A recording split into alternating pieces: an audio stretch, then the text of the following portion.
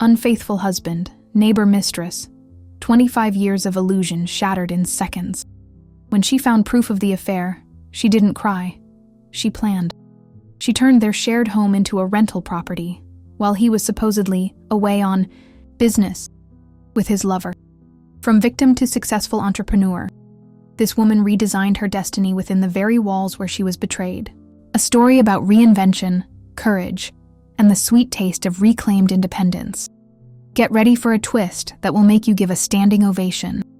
I remember that Monday perfectly. The Chicago sky was covered with dense clouds, as if the universe already anticipated what I was about to discover. I came home early from water aerobics, my nose running, my throat scratching. A common cold, I thought. Little did I know the real pain would come from a small piece of paper. It was just a note, simple as that, found in the pocket of Richard's pants while I was sorting the laundry. 25 years of marriage reduced to cursive handwriting on a crumpled piece of paper. I miss your touch. Can't wait for tomorrow. Signed with a lipstick kiss and an S. Sarah, our 38-year-old neighbor, with her impeccable garden and overly friendly smiles at Sunday barbecues. I sat on the edge of the bed, our bed, holding that piece of paper like a death sentence. In a way, it was. The death of an illusion maintained for a quarter of a century. The death of the Martha who believed she was loved, respected, enough. Middle child. Always the middle child. Neither the celebrated firstborn nor the spoiled youngest. Just the middle one. The one who learned early on to be practical because nobody had time for mediocre dramas. Now, at 48, that invisible girl resurfaced in me, whispering, "See, you were never enough." I allowed myself 2 tears, only 2. I quickly wiped them away with the back of my hand, leaving the note on the dresser. Richard would be home in a few hours, and I needed to decide how that conversation would go. The betrayed wife, begging for explanations? The hysterical woman smashing plates against the wall? Maybe the resigned martyr, forgiving because that's just how men are, as my mother always repeated? The phone rang, interrupting my thoughts. It was him. Martha. A last-minute trip came up. 2 important projects in New York City might need to stay for 2 weeks. 2 important projects. New York City. 2 weeks. Every word sounded false, like notes out of tune in a song I knew by heart. "Of course, honey. Have a good trip." My voice came out surprisingly steady.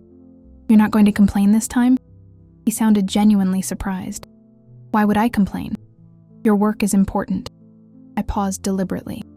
"By the way, Sarah mentioned she's traveling, too. Coincidence, isn't it?" Silence on the other end. A silence that lasted exactly 3 seconds longer than it should have. "I have no idea about Sarah's plans." His voice now had that slightly higher pitch, the same one he used when lying about eating the last piece of pie. "Of course not. Have a safe trip, Richard. Be careful." I hung up before he could respond. That night, I didn't cry. I didn't break anything. I didn't call my younger sister to vent, as I always did in difficult times.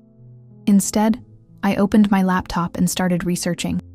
Airbnb, short-term rentals, Chicago city regulations for tourist accommodations, fees, insurance.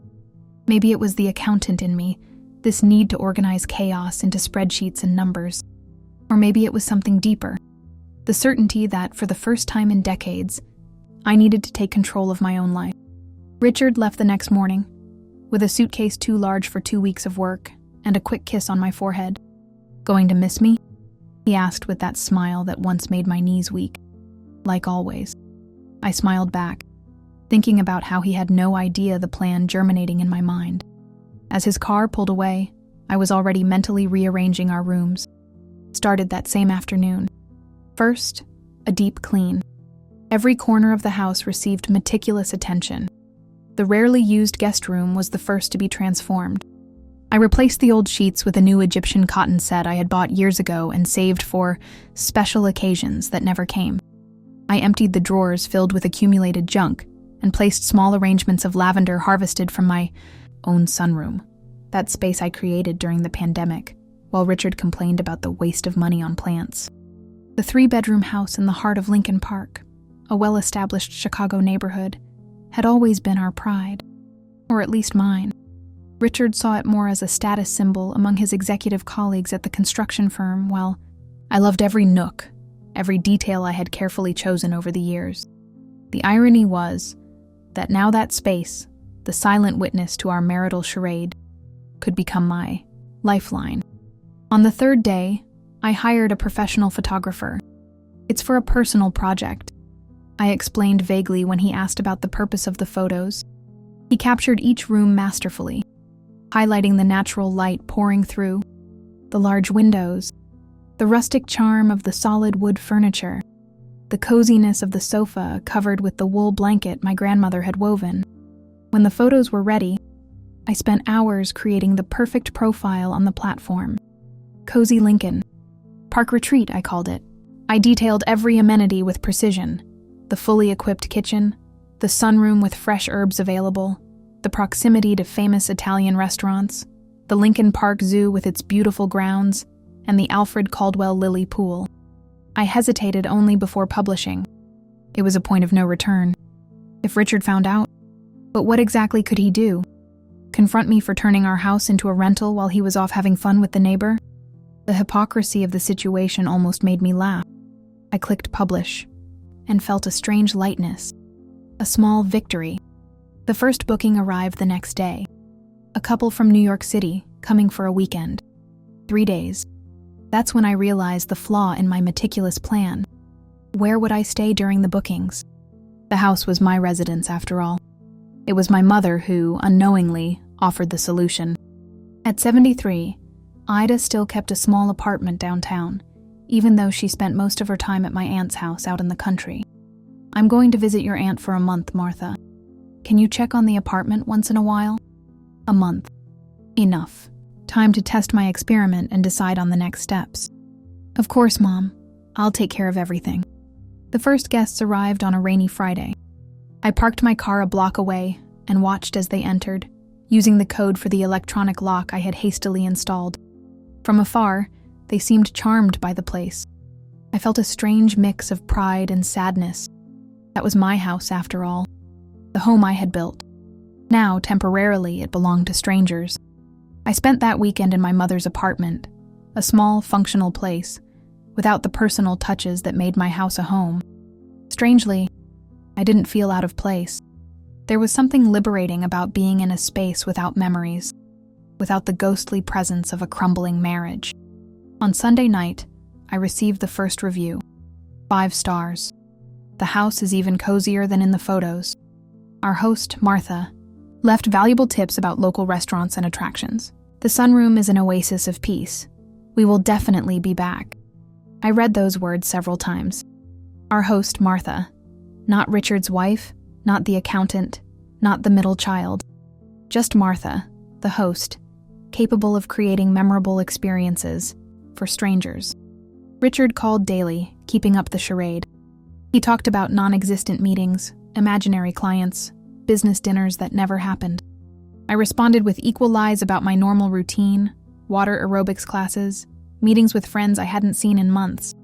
Is everything okay? You sound different on the phone, he commented on the 10th day. Different how? I don't know. More cheerful?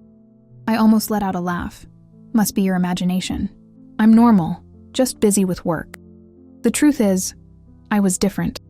For the first time in years, maybe decades, I felt alive, in charge of my destiny. Each new booking, each positive review, each deposit into my newly created bank account, separate from Richard's finances, was a small personal revolution. The second booking came from a group of friends from Milwaukee, wanting to explore Chicago over the weekend. The third, from an elderly couple from Denver. Soon I needed to create a calendar to organize myself. Days with guests, days for deep cleaning, free days when I could return home. It was during this period that I faced my first major obstacle.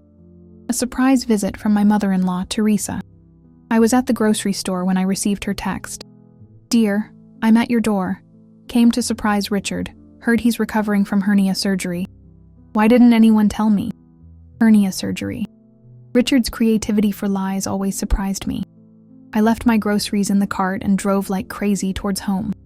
Teresa, sitting on the front step with her counterfeit Chanel bag, a gift Richard swore was original, looked confused and slightly irritated. "Martha, what's going on?" I called Richard's cell, and he's not answering. The neighbor said she hasn't seen you guys in days. The neighbor. Sarah, probably. The irony was almost painful. Teresa, what a wonderful surprise. I hugged her with false enthusiasm. Didn't Richard tell you? He's at a convalescence retreat up in the mountains. Doctor's recommendation after the surgery, a place with no phone service for total recovery. No phone service? In the 21st century? And why aren't you with him? Someone had to keep things running here, right? I smiled, unlocking the door and praying the previous guests hadn't left anything incriminating. Besides, he's in excellent hands. The best specialists. Teresa never really liked me. To her precious son deserved a prettier, younger, more submissive wife. I was too practical, too independent, too opinionated. A woman should be content being a wife, she used to say at family gatherings, looking directly at me. How long will this retreat last? She asked, inspecting the house with eagle eyes. Another week tops. I prayed she wouldn't notice the small different details. The new arrangement of the cushions, the extra toiletries in the bathroom, the welcome manual I had forgotten to put away in the drawer. I'll wait for him here then. My heart froze. Here. Of course. Where else would I be? I need to see my son, make sure he's really okay. The next 3 bookings were already confirmed. I needed to think fast. Teresa, unfortunately, that won't be possible. The house is being fumigated tomorrow. Very strong chemicals. We'll have to stay out for days. That's why I took the opportunity to do some extra work at the office while Richard is away. She looked at me suspiciously. Fumigation? Richard never mentioned that. It was a last-minute decision. We found some insects in the basement. I improvised, knowing Teresa was terrified of anything with more than 2 legs. The trick worked. Within half an hour she was leaving, promising to return when Richard was home. I collapsed onto the sofa as soon as I closed the door, exhausted from the effort of maintaining so many simultaneous lies. I was becoming as good at deceiving as my husband. The thought wasn't comforting. 3 months passed. The small business grew steadily. I already had bookings for the next 4 months, including during a major music festival when the city filled with tourists. I needed to hire help to handle the cleaning between stays. That's how Regina entered the picture. A former classmate from my accounting program, she had lost her job during the pandemic and was struggling to get back into the market. When I invited her for coffee and explained the situation, omitting the part about the affair, just mentioning I was testing out my own business, her eyes lit up. "Martha, this is brilliant. I always knew you had a vision for business. Back in college, you were the only one thinking outside the box." Outside the box. I laughed inwardly, thinking how literal that had become. My life was now happening literally outside the comfortable, predictable box that had been my marriage. Regina accepted the job immediately. "I can handle the cleaning, changing linens, and even greet the guests personally if you need me to." Her excitement was contagious, but there was an obvious risk. She knew Richard from social events back in college. "Regina, I need this to stay between us for now. It's complicated." She seemed to understand more than I had said. "Of course, Martha, your secret is safe with me." Meanwhile, Richard extended his business trip for another 3 weeks. Our contact became increasingly sporadic and superficial. Quick texts, short calls. "How's everything there?" "Everything's great." "Any news?" "None." With each passing day, I missed him less. The initial pain of betrayal gave way to a growing indifference, occasionally interrupted by flashes of anger when I remembered the note, the blatant lie, the years wasted believing I was loved. One morning at the local market, I ran into Sarah. I was choosing peaches when I felt her presence beside me. I hadn't seen her since I found out everything. "Martha, long time no see." Her bright, false smile froze when our eyes met. I realized she didn't know if I was aware of everything. Her uncertainty gave me a strange power. "Sarah, what a pleasant surprise." My voice came out sweet as poisoned honey. "I thought you were traveling, visiting relatives." She swallowed hard. "I came back early." "How's Richard?" "Extremely busy with work, as always. It's amazing how dedicated he is to the company, isn't it? Weeks and weeks away from home." I picked up a peach, squeezing it harder than necessary. "Sometimes I wonder if he isn't working too hard. If he isn't sacrificing important things for work." Her face paled slightly. "I'm sure he knows what he's doing." "Oh, I have no doubt about that." I smiled, putting the peaches in my bag. Richard always knew exactly what he was doing. Or who, in this case. I left her there, among the fruit, mouth agape and eyes wide. It was a small victory, petty perhaps, but incredibly satisfying. 6 months since starting the Airbnb, and my personal bank account already showed a balance I never imagined possible. Almost equivalent to a year of my salary as an accountant. Money that represented freedom, possibilities, a future that was beginning to take shape without Richard's presence. It was around this time that I hosted Paul, a retired chef who stayed for 2 weeks while attending a food festival in Chicago. Unlike most guests who barely noticed the sunroom, Paul spent hours admiring my herbs, asking about each species, marveling at the variety and quality. On the last day of his stay, as we were having coffee on the porch, he made an unexpected proposal. "Martha, have you ever thought about turning part of this space into a small cafe? Nothing big, just a few tables where guests could enjoy a special breakfast, maybe afternoon teas with herbs from your own garden."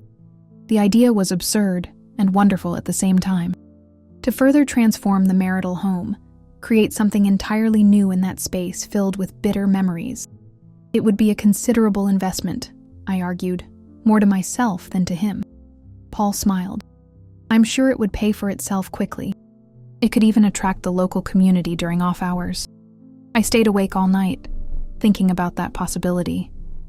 What had started as a small act of revenge, a plan to gain financial independence, could turn into a real business, something truly mine. The next day, I received a message from Richard. "Honey, I'm finally coming back. I'll be home on Friday. Missed you so much. Missed you so much." The words seemed empty, like abandoned shells on the beach. What exactly did he miss? The comfortably predictable wife? The always tidy house?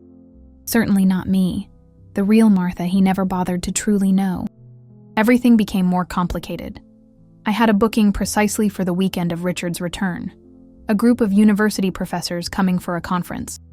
Canceling would mean losing the superhost status I had worked so hard to achieve. I opted for a temporary solution. I picked Richard up at the airport with the news of a major plumbing issue that made the house uninhabitable for a few days. I booked a room at the Langham, ensuring we would have a romantic weekend, while the plumbers fixed the problem. Richard seemed genuinely disappointed not to be able to go home, but accepted the hotel idea without much questioning. The reunion was strange, mechanical, like actors rehearsing a play without enthusiasm. We kissed, hugged, asked the expected questions. "How was the trip? Is work okay? Did you miss me?" At the hotel, we slept on opposite sides of the king-size bed. When he tried to get closer, I feigned a headache. For the first time, the idea of intimacy with Richard caused me physical revulsion. It wasn't just the betrayal. It was the realization of how much time I had wasted on someone who never truly valued me. Spending that weekend together was like watching a show whose ending I already knew. Every gesture, every rehearsed word, the mutual pretense. Him, pretending he wasn't having an affair. Me, pretending I didn't know, that I wasn't secretly transforming our life together. On Monday, when we finally returned home, after ensuring the guests had left and Regina had meticulously cleaned everything, Richard seemed relieved. "Home sweet home," he said, throwing himself onto the sofa. I watched him there, so comfortable, so oblivious to what happened under his own roof when he was away. How many strangers had sat on that same sofa in recent months? How many lives had briefly intersected mine in that space Richard considered exclusively ours? The following weeks were an elaborate chess game. Richard, apparently guilty about his long absence, decided to work from home for a while. I had to pause the bookings, using the time to plan my next steps. Paul's cafe idea continued to brew in my mind. One evening, while we were eating dinner in silence, Richard asked an unexpected question. "Do you think we're still happy together?" The question caught me off guard. I had rehearsed confrontations, accusations, even a possible reconciliation, but not this sudden vulnerability. "Define happiness," I replied, buying time. He sighed. "I don't know. I feel like we got lost somewhere along the way, that we're just existing side by side." The irony was almost painful. After months of lies and betrayal, now he wanted emotional honesty. Maybe we got lost because some of us decided to find ourselves in other people's arms. The words slipped out before I could stop them. Richard froze, his fork suspended midair. "What did you say?" "You heard me perfectly." My voice was calm, without the hysteria he probably expected. "I know about you and Sarah. I know about the trips that were never for work. I know everything, Richard." His face went through a sequence of emotions. Shock, fear, shame, and finally, exhausted surrender. He didn't deny it. He didn't try to justify it. He just lowered his head, defeated. "How long have you known?" "Since the beginning. The note in your pocket. You weren't very careful." He ran his hands over his face. "Why didn't you say anything? Why did you carry on as if everything was normal?" I considered lying, saying I was gathering courage, processing the pain. But we were beyond lies now, because I needed time to decide what I wanted, who I was without you. "And did you find out?" "I'm still finding out, but I know I deserve more than being someone's second choice." That night, Richard slept in the guest room. The next day, he said he needed to think and went to a hotel. The irony wasn't lost on me. Now I had the house all to myself, officially. I resumed the bookings immediately. More than ever, I needed the financial security the Airbnb provided, especially with the prospect of a divorce looming. 2 weeks later, Richard returned. Not to stay, but to talk. We sat in the sunroom, among my herbs and plants that had always been more mine than ours. "I want to try again, Martha. We can get through this." I looked at him, this man I had known for almost 3 decades, and realized he was a stranger, or maybe I was the one who had become a stranger. To him, to the Martha I used to be. "It's not just about the affair, Richard. It's about the years I settled for less than I deserved. Less love, less respect, less partnership. I can change," he argued without much conviction. "I already have," I replied simply. Our conversation was interrupted by the doorbell. It was Regina, arriving to prepare the room for the next guests arriving that evening. I had completely forgotten to warn her about Richard's presence. "Martha, I brought those new sheets you asked for the main." "Oh!" She stopped abruptly upon seeing Richard. "Sorry, I didn't know you had company." Richard's confused look slowly turned to understanding as he observed the bag full of sheets, towels, and cleaning supplies. "What's going on here?" Regina looked at me, panicking. I gave her a reassuring gesture. "Regina, can you wait in the kitchen for a moment?" When we were alone again, Richard seemed genuinely perplexed. "New sheets? Guests? Martha, what is she talking about?" I took a deep breath. It was time for the truth. All of it. "For the past 9 months, I've turned our house into an Airbnb. During your absences, of course." His face went through an impressive sequence of emotions. Confusion, disbelief, anger, reluctant admiration. "You did what?" "Exactly what you heard. And it's been surprisingly successful." I couldn't help a hint of pride in my voice. "I'm a superhost. I have excellent reviews. People especially love the sunroom." He looked around, as if seeing the house for the first time. "Our house? You turned our house into a hotel without telling me? You turned our marriage into a charade without telling me," I retorted. "I considered us even." Richard stood up, paced in circles, ran his hands through his hair repeatedly. "This is crazy, completely insane. Strangers sleeping in our bed?" "I bought a new bed for the master bedroom," I clarified. "And new sheets. High quality." "That's not the point," he exploded. "How could you do this? Where do you stay when you have guests?" "At my mom's apartment, usually. Sometimes at my sister's." Does everyone know about this but me? Just Regina and my sister. Mom thinks I'm looking after her apartment while she takes long visits to my aunt. He collapsed back into the chair. I don't recognize you, Martha. That's exactly the point, Richard. You never really knew me. That conversation set the tone for the following months. Richard moved into a rented apartment, temporarily. We started discussing divorce, division of assets. He, of course, wanted half the value of the house. I argued that, considering my investment in the Airbnb and the resulting appreciation, I deserved more. Lawyers would eventually get involved. Meanwhile, the business thrived. I completed a full year of operation with almost constant occupancy. The Chicago International Theater Festival brought a wave of premium bookings.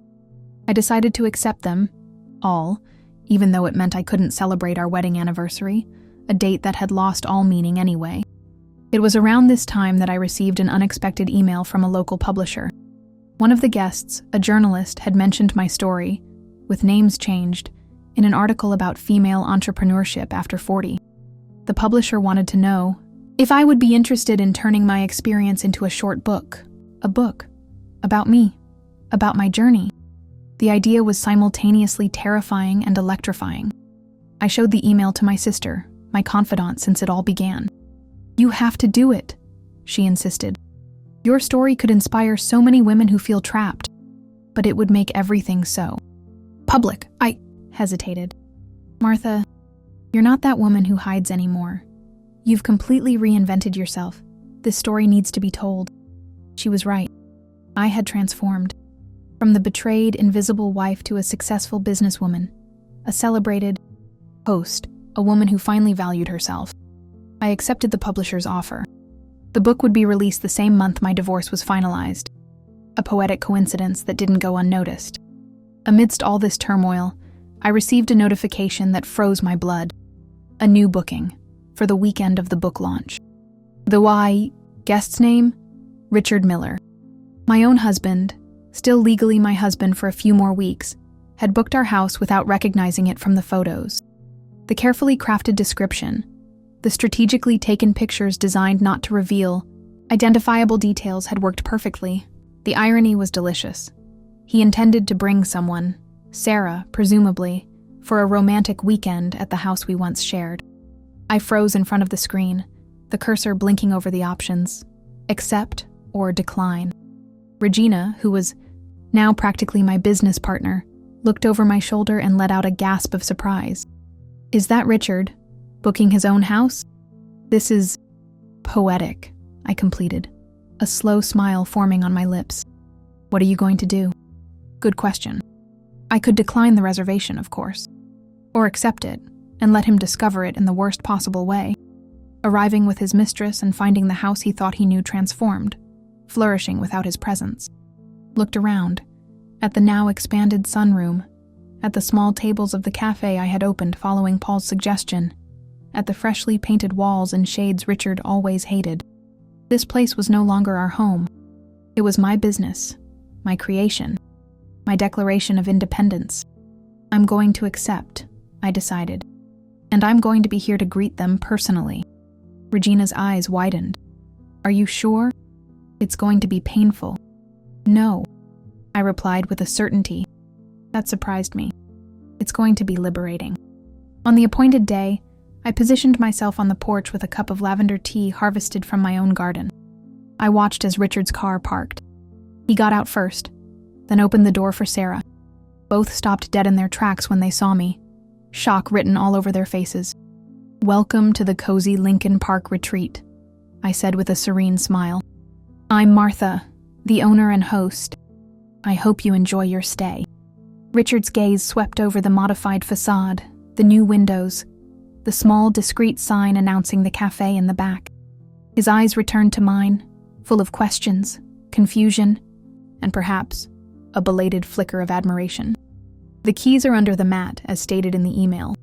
Breakfast is served from 8 to 10. Now, if you'll excuse me, I have a book launch to attend. I walked past them, head held high, heart light. Behind me, I left not only the house we once shared, but also the Martha who accepted crumbs, who diminished herself to fit others' expectations, who feared she would never be enough. The book would become a modest regional success. The cafe, a beloved community gathering spot. The Airbnb, a steady source of income and satisfaction. As for the divorce, it was more amicable than I expected. Richard, finally confronted with my true capabilities, seemed simultaneously intimidated and impressed. People often ask me if I have regrets. If it wouldn't have been easier to confront him from the start, spare myself the months of secrecy, the nights in my mother's cramped apartment, the tangled lies. My answer is always the same. It wasn't about him. It was about me. About discovering, at 48, that it wasn't too late to reinvent myself. That the middle child, the betrayed wife, the invisible woman could emerge as the protagonist of her own story. If there's a lesson in this journey, it's not about revenge. It's about alchemy, the ability to transform pain into purpose, betrayal into opportunity, endings into beginnings. In the sunroom that is now entirely mine, among herbs that thrive under my care, I often raise a cup in a silent toast, not to what I lost, but to what I found when I finally had the courage to look.